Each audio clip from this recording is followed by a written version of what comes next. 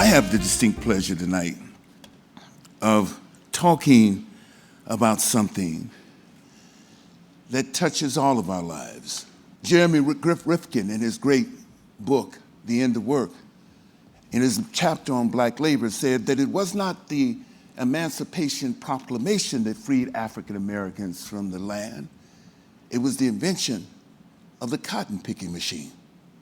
How profound. In 1944, 100% of the cotton was picked by hand. Within 25 years, 100% of the cotton was picked by a machine. More than 5 million African Americans moved from the South to cities looking for work, looking for opportunities, looking to survive. In some way, as I think about this book, The Warmth of Other Suns, those stories come into focus. Those stories are not only the stories of an extraordinary journey and migration of people, but those stories belong to all of us. Let me introduce you to the winner of the 2011 Hillman Prize for Book Journalism, Miss Isabel Wilkerson, for The Warmth of Other Suns. I want to thank the Sidney Hillman Foundation, the memory of Sidney Hillman, who in some ways is an inspiration for me, because this story is about an unrecognized immigration within the borders of our own country, and it was the immigrant experience that in fact inspired me to look at the Great Migration in a way that was a human, universal, and classic American story. In some ways, I look at the logo for the Hillman Foundation and I think how perfect for this book. There's a sun and there are two hands shaking. I think that is lovely. This book is in fact a labor story and it's an immigrant story. It's both.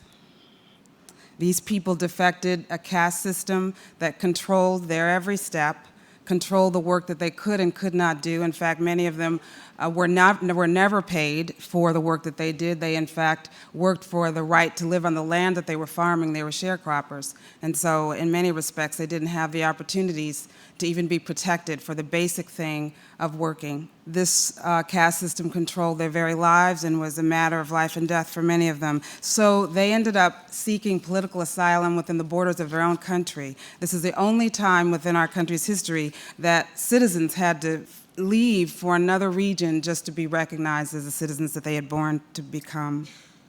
I wanted to tell this story because I grew up as the daughter of people who did this, although I had grown up feeling very much like the daughter of immigrants, because the worlds that my parents had come from, and then my world was so very different, and I had to negotiate between those two worlds in the way that immigrant children often do. The decisions of these people to leave the South for all points north and west ultimately helped change our country politically, economically, culturally, and in so many other ways when it comes to literature, music, sports.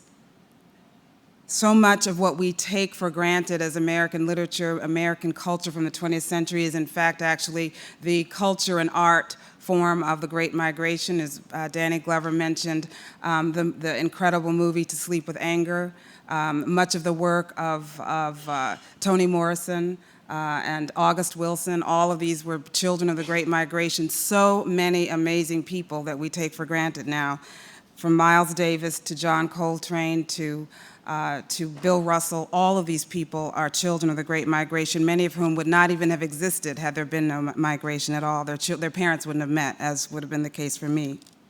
The decisions of these people helped change our country and forced the South to change, but ultimately these people were doing what the forebears of most Americans did, which is they left the only place that they'd ever known for a place that they had never seen in hopes that life would be better. No guarantees that it would be, but they essentially took this great leap of faith, and that is what is in the backgrounds of all of us. I knew that I had achieved the goal for this book when I made an appearance at a public library on Long Island. It was a rainy, miserable night in November. was standing room only. And at the end of the presentation, there was a standing ovation. It was all wonderful and lovely. But the moment I knew I had achieved my goal was when I saw a woman who was at the head of the signing line. It was a very long line that snaked all around the perimeter of the room.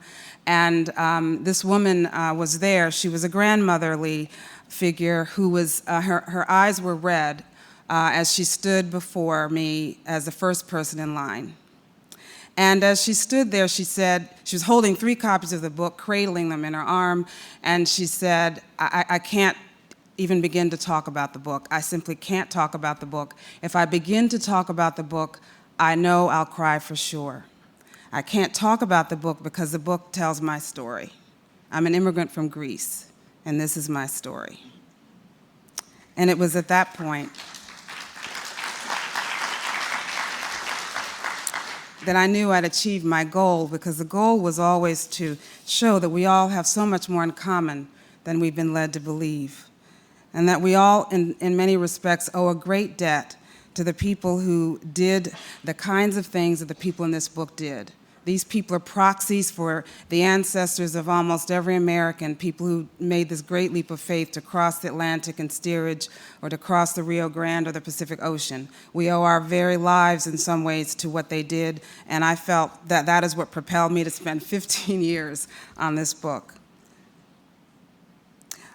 I'd like to just close with the words that inspired the title for this book. I am so indebted to Richard Wright and for what he stood for, because he in fact was the bard of the Great Migration and an inspiration for so much of American literature from the 20th century. And he wrote, speaking for, in some ways, all immigrants, and speaking for anyone at the threshold of a great leap of faith that they're about to make. And he wrote, I was leaving the South to fling myself into the unknown.